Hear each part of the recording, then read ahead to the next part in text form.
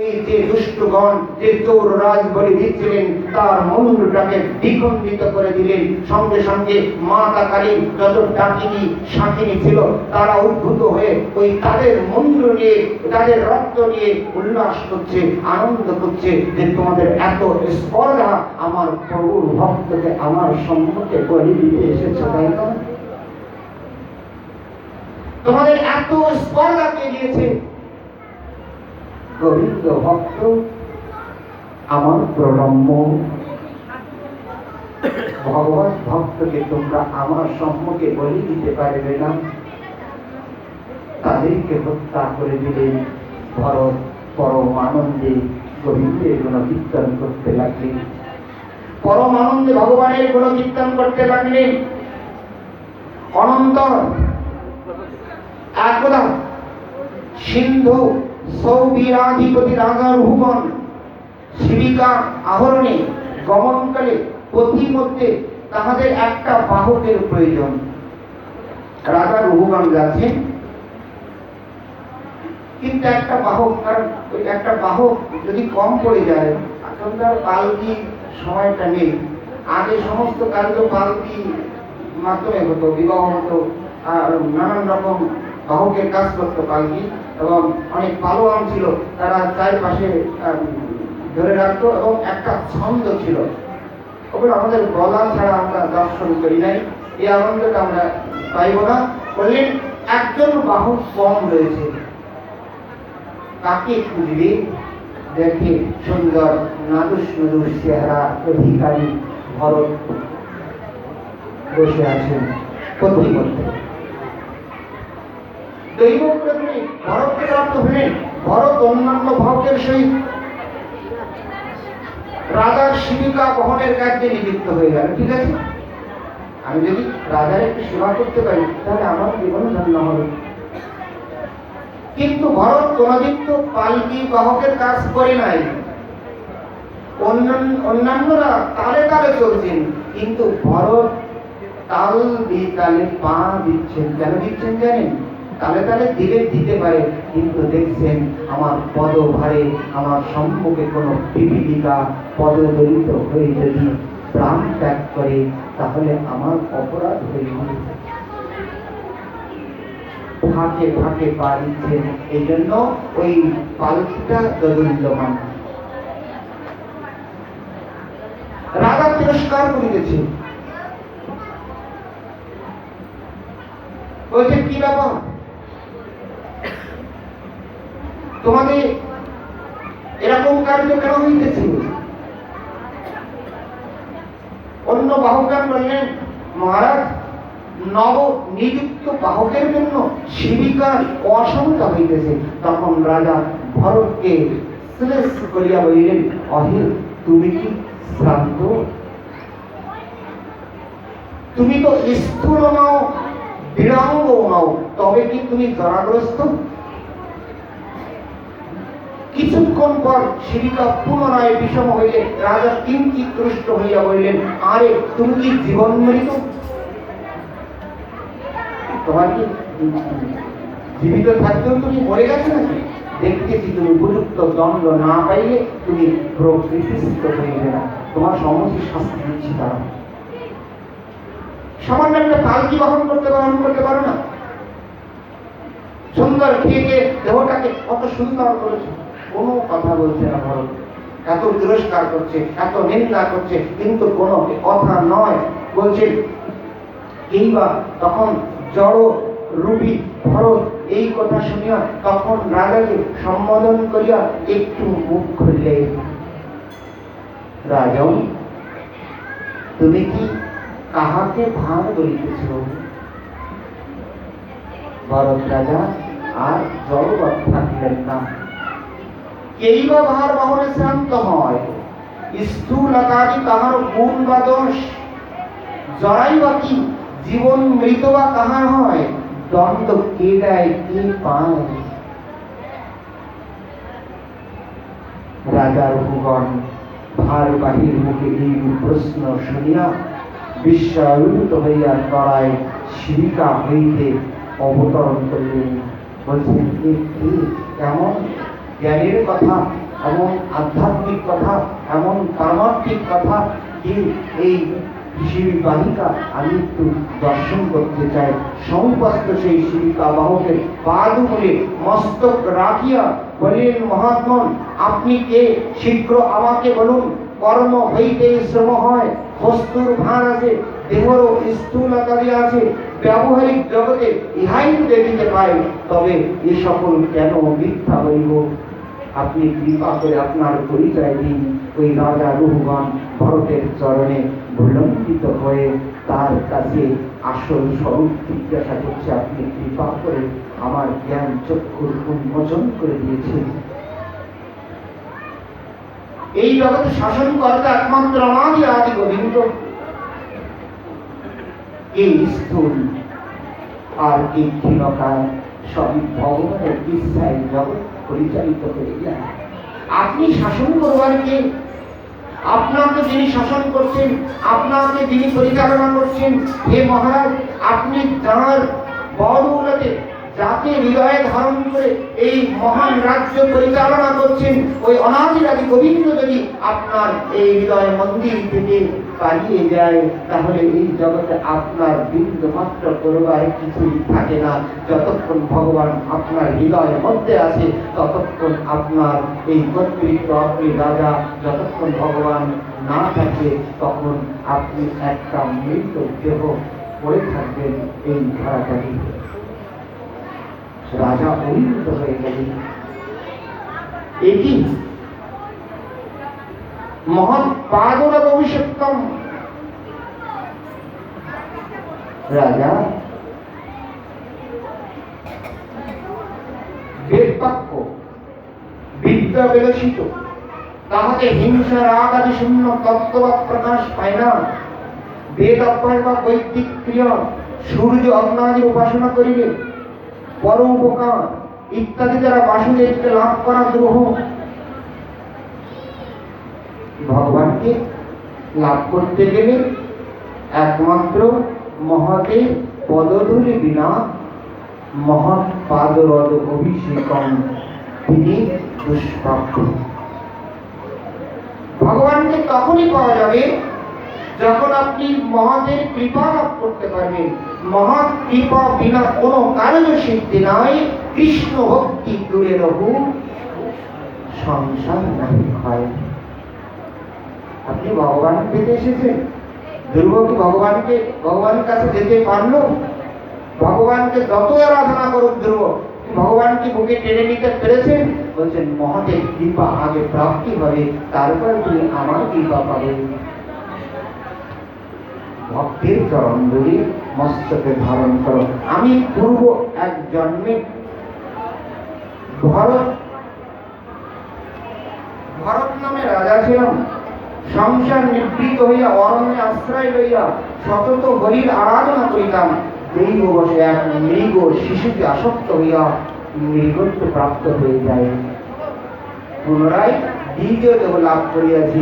সংযোজনিত আসক্তি ভয়ে এবার প্রচ্ছন্ন ভাবে অর্থাৎ গোপন ভাবে আমি পর্যটন করছি। আমি কারো কাছে নিজেকে প্রকাশ করি না। আমি গুপ্ত রেখেছি, কারোর সঙ্গে কথা বলি না, কাউকে সম্ভাষণ করি না। আমি পাগলের মতো জড়বৎ আমি পৃথিবীতে বিচরণ করছি, যাহাতে মায়া আমাকে দ্বিতীয়বার আকর্ষণ না করে আমার ভজন থেকে বিনষ্ট করে না দেয়। আমি এমন ব্রত ধারণ করেছি। রঘুগণকে বললেন, রঘুগণ তমকি বিয়জনস্য সংনস্তদণ্ড কৃতভূত মিত্র অসজ্জিতাত্মা হরি সেবা শীতং জ্ঞান সীমাদাও তরাজিপারম। রঘুগণ, তুমিও মায়াপথে বিচরণ করিতেছ। এই জগৎটা মায়ার সংসার। তুমি এই জগতের মায়া পরিত্যাগ করো। এখনো তুমি সর্বজীবে হিংসা ত্যাগ করে দাও। আর জীব হিংসা করো না। জীব হিংসা করলে মানুষের হৃদয়ের মধ্যে দয়া থাকে না। দয়া মায়া মমতা নষ্ট হয়ে যায় মানুষের জীবের প্রতি হিংসা করতে করতে।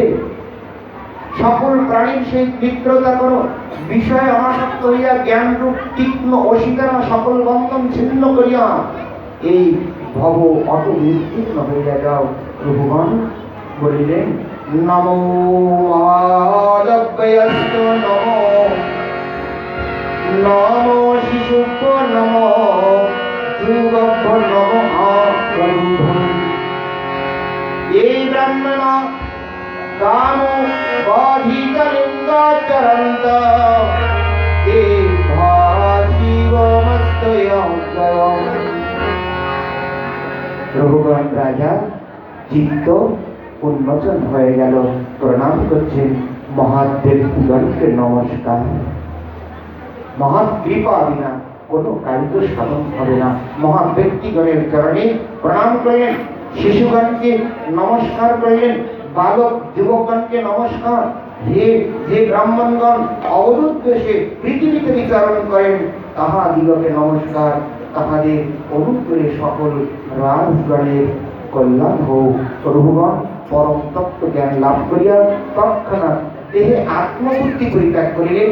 ব্রহ্মজ্ঞ ভরত রাজা রঘুগণ কর্তৃক অশেষ রূপে বন্দিত হইয়া ধরণীতলে যৎ ইচ্ছা বিচরণ করতে লাগলেন। বলুন ভরত রাজা কি জয়, পরম ভক্ত ভরত রাজা কি। রাজা পরীক্ষিত করলেন, ব্রাহ্মণ আপনি অধর্ম লক্ষণযুক্ত যে নানাবিধ নরক বর্ণনা করলেন, মানবগণকে যাহাতে ওই সকল উগ্র যাতনাপূর্ণ নরকে গমন করিতে না হয়, তাহার উপায় কি বলে? নরকে কে কে যেতে চান?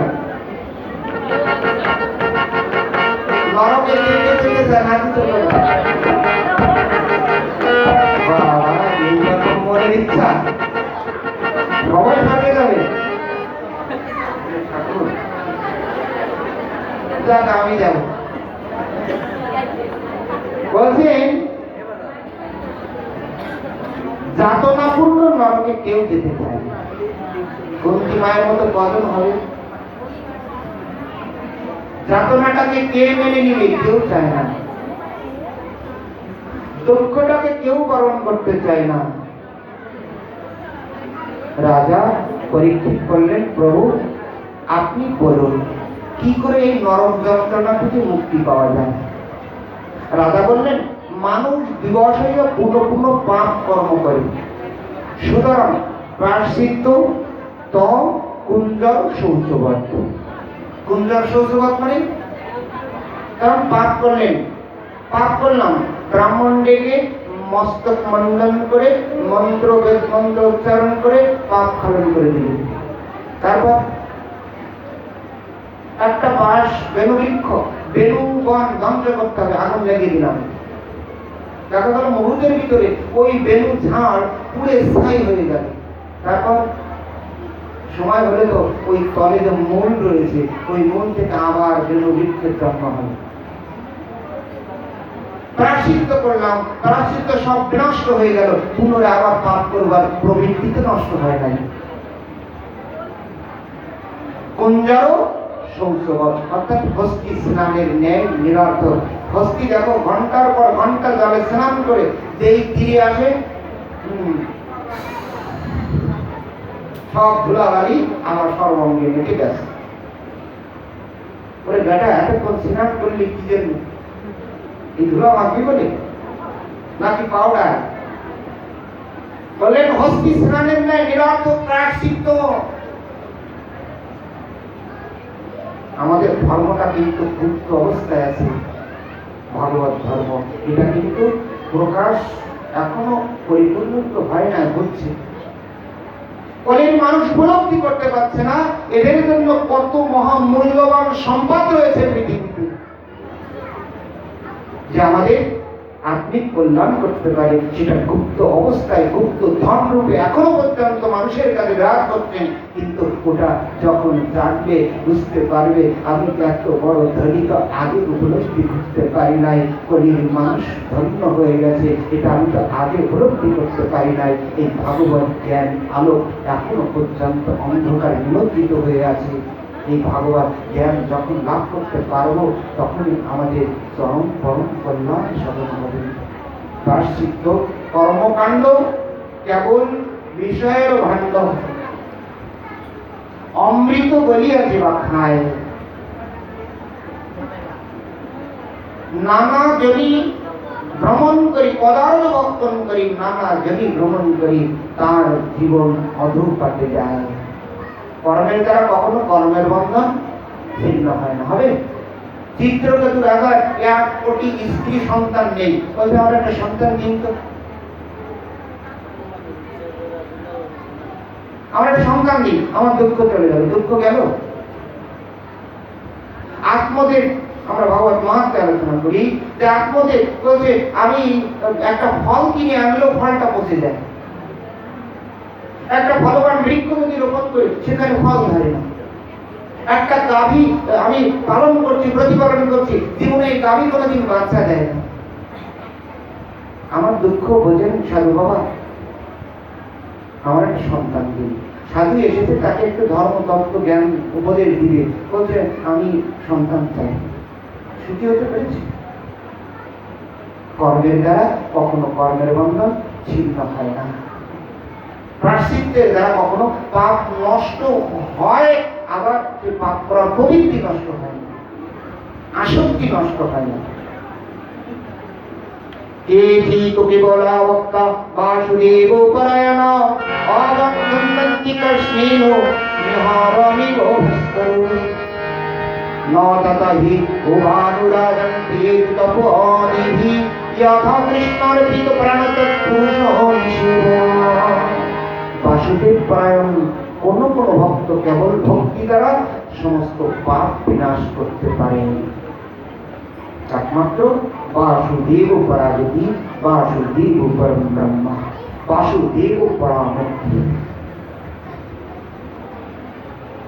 একমাত্র বাসুদেবের ভক্তি দ্বারা সমস্ত পাপ বিনষ্ট করা যায়। তাছাড়া অন্য কোনো উপায় অবলম্বনে এই হৃদয়ের পাপটাকে কখনো নষ্ট করা যায় না, থেকে যাবে।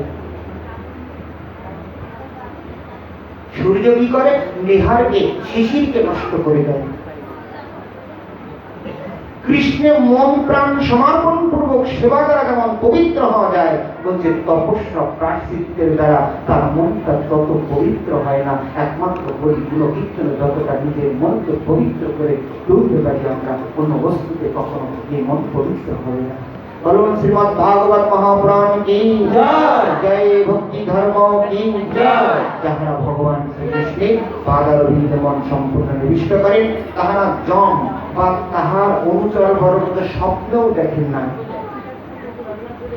স্বপ্নেও যমরাজ আসবে না। এ বিষয়ে তোমাকে একটি পুরাতন আখ্যায়িকা একটা গল্প, এই গল্প বলে আমরা বিশ্রাম দেব। কান্ডকুব্জ দেশে অজামিন নামে এক ব্রাহ্মণ দাসী সংসর্গে দূষিত চরিত্র হয়ে গেলেন। ব্রাহ্মণ সন্তান, এনার পিতা একদিন এই অজামিনকে ভগবানের সেবার জন্য পত্র, ফুল, পুষ্প, ফল আরোহণ করতে বনে পাঠিয়েছেন। যে পুত্র, যা ভগবানের সেবা দিতে হবে, তুমি একটু ফলমূল আহরণ করে নিয়ে আসবেন। এই অজামিন কি করলেন? এই ফলমূল আহরণ করতে গিয়ে সেখানে দেখে এক শূদ্র কন্যা, অপূর্ব রূপবতী দাসী, শূদ্র দাসী কন্যা। তাকে দর্শন করে সে পূজার জন্য ফলমূল আহরণ করতে গিয়েছিলেন, ও কথা ভুলে গিয়ে ওই দাসী সংসর্গে দূষিত চরিত্র হয়ে গেল। দাসী গর্ভে কি করলেন? বিবাহ করলেন। ওই দাসী গর্ভে 10টি পুত্র জন্মগ্রহণ করলেন,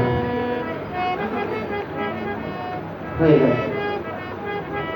সর্বকনিষ্ঠর নাম নারায়ণ। কে রাখলেন? লবস। তার অঙ্গ তাপ দেয় না, গুরুদেব বললেন যাও। পূর্বে ব্রাহ্মণ ছিল, এখন দাসী, শূদ্র দাসী সংসারে তার ভজন নষ্ট হয়ে গেছে। সেই পাপ, তার গৃহের পাপ অন্ন যদি তুমি ভোজন করো, তাহলে তোমার এই দেহের অঙ্গটা নষ্ট হয়ে যাবে। কোথায় পাবে?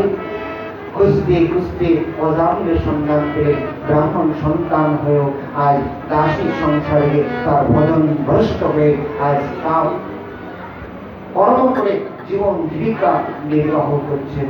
গিয়ে বললেন, হে অজামিল, তোমার গৃহে আমি একটু ভোজন করতে চাই, ভোজন করবেন? আসেন।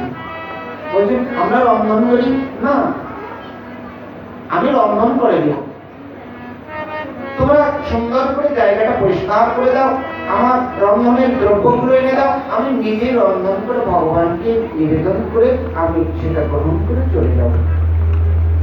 অজামিল সুন্দর করে সেই জায়গাটা পরিষ্কার করে দিলেন, দ্রব্য আদি চাল ডাল তৈরি তরকারি এনে দিলেন, মনি রন্ধন করে ভগবানকে নিবেদন করে প্রসাদ ভোজন করে কি করলেন, চলে যাচ্ছেন। একটু দূরে চলে গিয়েছেন। যখন দূরে গিয়েছেন, ওই সাধুর মনের ভিতরে একটা খটকা লেগেছে, আরে আমি অজামিলের গিয়ে ভোজন করলাম, কিন্তু অজামিলকে তো কিছু দিলাম না।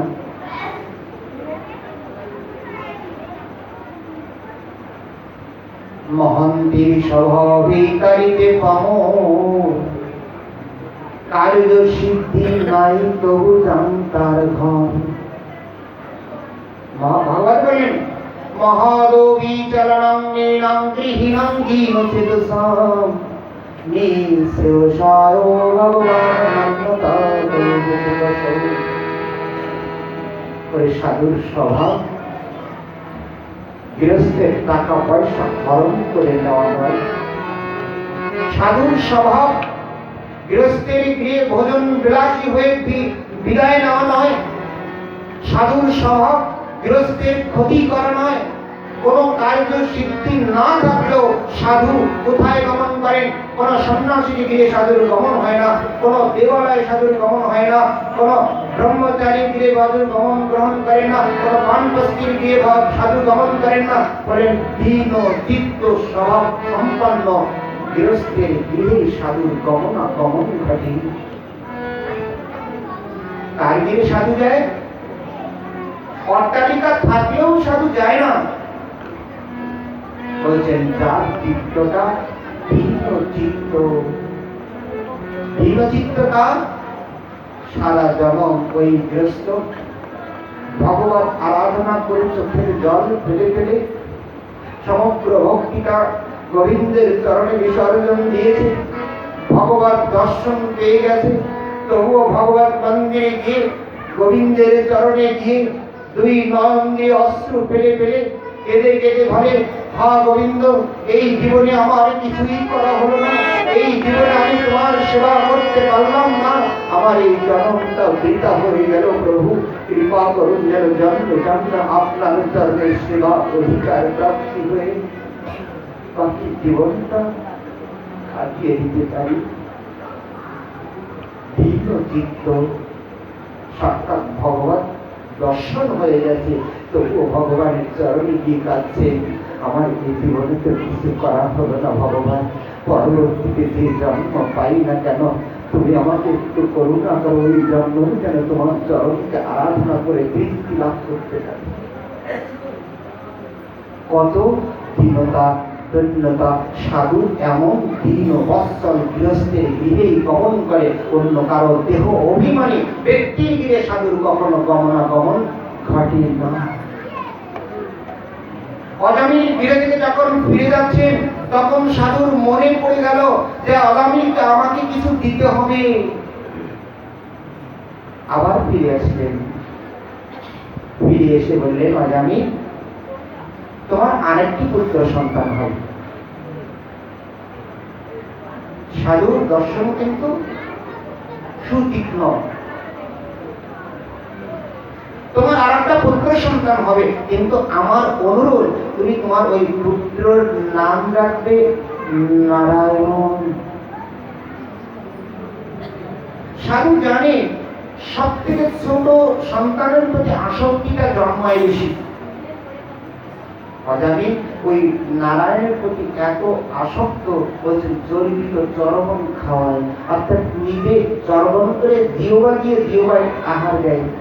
ওই সন্তান ছাড়া সে বিন্দু মাত্র থাকতে পারে না, যেখানে যায় না কেন ওই সন্তানকে সঙ্গে করে নিয়ে যায়। সাধুর চিন্তা কি জানেন? বলছেন কি উপকার করলেন সাধু?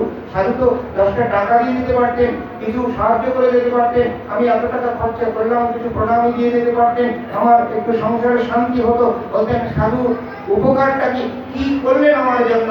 বলছেন এই যে সন্তানের নাম নারায়ণ রেখেছেন।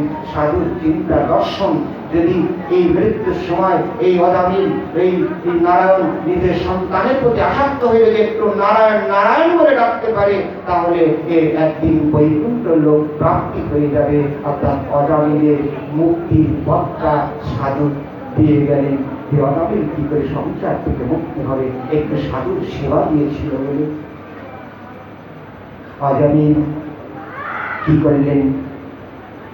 সেই সন্তানের প্রতি চরম পরম আসক্ত হয়ে গেলেন। ঘুরতে ঘুরতে যেতে যেতে ওই অজামিলের মৃত্যু কাল এসে উপস্থিত হয়ে গেল। মনে পড়ে গেল উঠানে প্রিয়রত বালক নারায়ণ খেলা করছেন। যমদূতগণ এসে উপস্থিত। অজামিল ডাকছেন পুত্রকে, পুত্র নারায়ণ, নারায়ণ রক্ষা করো, নারায়ণ আমাকে নিয়ে গেল। হে পুত্র নারায়ণ, তুমি কোথায়? তুমি শীঘ্র এসো, আমাকে রক্ষা করো, আমাকে রক্ষা করো। যখন এমন করে নারায়ণ নারায়ণ বলে ডাকছেন, সঙ্গে সঙ্গে বিষ্ণু দূতগণ এসে উপস্থিত হয়ে গেলেন অজামিলকে নেওয়ার জন্য। অজামিলের সম্মুখে দাঁড়িয়ে আছেন যমদূতগণ, পাশে দাঁড়িয়ে আছেন বিষ্ণু দূতগণ। যমদূতগণ বিষ্ণু দূতগণের সঙ্গে বাক বিতণ্ডা হচ্ছে। বলছেন এই যমদূতগণ তোমরা এখানে কেন এসেছো? যমদূতগণ বিষ্ণু দূতগণকে বলছেন তোমরা এখানে কেন এসেছো? বাক বিতণ্ডা, যুদ্ধ চলছে। বিষ্ণু দূতগণ বলছেন কেন? তোমরা জানো না যমরাজ তোমাদেরকে এই শিক্ষা প্রদান করতে ভুলে গেছে, এখনো পর্যন্ত শিক্ষা পাও নাই। যদি কোনো ব্যক্তি মুমূর্ষু ব্যক্তি, মুমুক্ষ ব্যক্তি মৃত্যুর সময় যদি আমার ভগবান নারায়ণের গুণকীর্তন করে একটু প্রাণ ভরে হা কৃষ্ণ হা গোবিন্দ বলে ডাকে, তোমরা জানো না যে বিধান আছে যে সাক্ষাৎ বৈকুণ্ঠ লোক প্রাপ্তি হবে। তোমরা ভুল করেছো, তোমরা এই অজামিলকে নিতে পারবে না, তোমরা এখান থেকে চলে যাও। যমদূতগণ ছুটে গেলেন যমরাজার কাছে। যমরাজ তাদেরকে তিরস্কার করলেন, হে দূতগণ তোমরা এখনো জানো নাই কার কাছে তোমরা যাবে আর কার কাছে যেতে পারবে না। তোমরা ভুল করেছো, ভুল জায়গায় প্রদান করেছো। খবরদার সেই সমস্ত জায়গায় তোমরা কখনো যাবে না যাদের জিহ্বা সর্বক্ষণ আমার প্রভুর গুণকীর্তন করে, যাদের মস্তক সর্বক্ষণ গোবিন্দ চিন্তা করে, যাদের কর্ণ সর্বক্ষণ ভগবানের গুণকীর্তন শ্রবণ করে, যাদের জিহ্বা ভগবানের অধামৃত গ্রহণ করে, যাদের চিত্ত ভগবানকে প্রণাম করে ধ্যান করে, যাদের হস্তদয় ভগবানের গোবিন্দের কর্ম করে, যাদের পদদয় ভগবান ধাম পদচারণা করে, তাদের নিকট দুর্গণ তোমরা কখনো ভুল ক্রমেও গমন করবে না। মনে থাকে যেন এই কথা তোমাদেরকে আমি বারবার করে বলে রাখি। আর যারা এই কর্মগুলা থেকে বিরত থাকবে, যাদের চিত্ত ভগবত মন্দিরে প্রণত হয়নি, যারা সাধু দর্শন করলে প্রণত হয় না, যাদের জীবনে চিত্ত ভ্রমণ নয়, যাদের কণ্ঠে তুলসীর মালা নয়, যাদের অঙ্গে দাদা সঙ্গে তিলক অঙ্কিত নয়, যারা ভগবানের প্রসাদ গ্রহণ করে না, যারা কর্ণে ভগবানের কথা শ্রবণ করে না, যারা মস্তক দ্বারা ভগবানের চিন্তা করে না, কর্ম দ্বারা হস্ত দ্বারা ভগবানের কর্ম সম্পাদন করে না, বলছেন তোমরা তার কাছে যেতে তোমাদের কোনো বাধা নেই, নির্দ্বিধায় পরমানন্দে তাদেরকে আমার এই আলয় এই জমালয়ে গিয়াছে আমার কোনো বাধা নেই নির্ণয় করে দিলেন। সেই দুর্গণ আজ প্রভুর চরণে লঙ্ঘিত হয়ে বললেন, প্রভু আমাদের চরম ভুল হয়ে গেছে, কারণ সে মৃত্যুর সময় গোবিন্দের গুণকীর্তন করেছে, তার স্থান একমাত্র বৈকুণ্ঠ, ইহা ছাড়া অন্য কোনো গতি হইতে পারে না। অজামিল একমাত্র সাধুর কৃপা লাভ করে সাধুর চরম পরম অনুগ্রহ অনুকম্পাটাকে জীবনে লালন করেছিলেন। তিনি বুঝতে পারলেন যে আমি চরম ভুল করেছি। আমি বললেন, আমি এক্ষুনি এই অবিদ্যাবন্ধন ছিন্ন করিয়া আত্মবান সর্বপ্রাণী সুহৃদ হইব, মিথ্যা পদার্থে অহং মমবোধ ত্যাগ করিয়া ভগবত কীর্তনাদি দ্বারা বিশুদ্ধ হইয়া তাহাকে চিত্ত সমাহিত করিব। রাজন ঘনমাত্র সাধু সঙ্গের এগুলি অজামিল তৎক্ষণাৎ স্ত্রী পুত্রাদির প্রতি সকল মমতা পরিত্যাগ করিয়া সর্ববন্ধন মুক্ত হইয়া গঙ্গাধারে গিয়ে উপস্থিত হইলেন। সেখানে এক দেবালয়ে আসীন হইয়া ইন্দ্রগণকে বিষয় হইতে প্রত্যাহিত করিয়া আত্মাকে মনকে সংযুক্ত করিয়া এই রূপে কিছুকাল পর তাহার বুদ্ধি যখন শুদ্ধ ও শ্রীহরির পাদ পদ্মে স্থির হইল, তখন আগামীর পূর্ব দৃষ্ট সেই চারজন বিষ্ণু কিঙ্করকে দেখতে পাইলেন। যখন চিত্ত শুদ্ধ হয়ে গেল, মন যখন পবিত্র হয়ে গেল, তখন ওই বিষ্ণু দূতগণকে দেখতে পাচ্ছেন। তাহারা সুবর্ণ বিমানে আহরণ করাইয়া তাহাকে শ্রীপতি স্বধামে সেই বৈকুণ্ঠ লোকে নিয়ে গেলেন। শ্রী শ্রী মর্মাদামিনী মুক্তি কি সংকেত পরিভাষণ বা স্তবং হেরো নামেব বৈকুণ্ঠ নাম গ্রহণ শিশাঘানন্দিনী। মুক্তি হয়ে গেল। 4 প্রকার মুক্তি আছে নামে। বলছে আমরা এত হরিনাম করছি, লক্ষ লক্ষ হরিনাম জপ করছি, তা আমাদের মুক্তি হচ্ছে না। আগামী একটু পুত্রের নাম ধরে ডাকলে হয়ে গেল। বলছেন 4 প্রকার মুক্তি দিয়ে দিয়েছেন। নাম আভাস মুক্তি হয়, সাংকেত রূপ নামাভাস, পরিহাস, স্তব, অবহেলা। এই 4 ভাবে যদি কেউ নাম করে, সংকেত নাম আভাস পরিপূর্ণ নাম হয়নি, তাহলেও মানে মুক্তি হয়ে যায়। অজামিল যে নাম আভাসে মুক্তি পেয়েছিলেন সেটা হচ্ছে সাংকেত রূপ নাম আভাস। একটু সংকেতে পেয়েছিলেন পুত্রকে, কিন্তু সংকেতে হয়ে গেছে নারায়ণের নাম। নারায়ণ অর্থাৎ বৈকুণ্ঠ শব্দের অর্থ হচ্ছে যেখানে কুণ্ঠা বা কার্পণ্য নেই। ভগবান বৈকুণ্ঠদেব মনে করতে পারেন অজামিল আমার নাম তো করে নাই, অজামিল তার পুত্রকে বলে নাম ধরে রেখেছেন, আমি যাব না। কিন্তু ভগবানের কোনো কুণ্ঠা, কোনো কার্পণ্য, কোনো পক্ষপাতিত্ব দোষ নাই বলে সে যে নাম উচ্চারণ করুক, ভগবান চিন্তা করলেন নামটা আমার, আমি অজামিলকে আমার ভাবে বসতি করে দিব। অজামিল একমাত্র সাধুর কৃপা লাভ করে সাধুর সঙ্গ প্রভাবে, আর সাধুর সঙ্গ হয়েছিল বলে আজ সাক্ষাৎ ভগবান দর্শন হয়ে গেল। জয় নিতাই গৌর প্রাণ।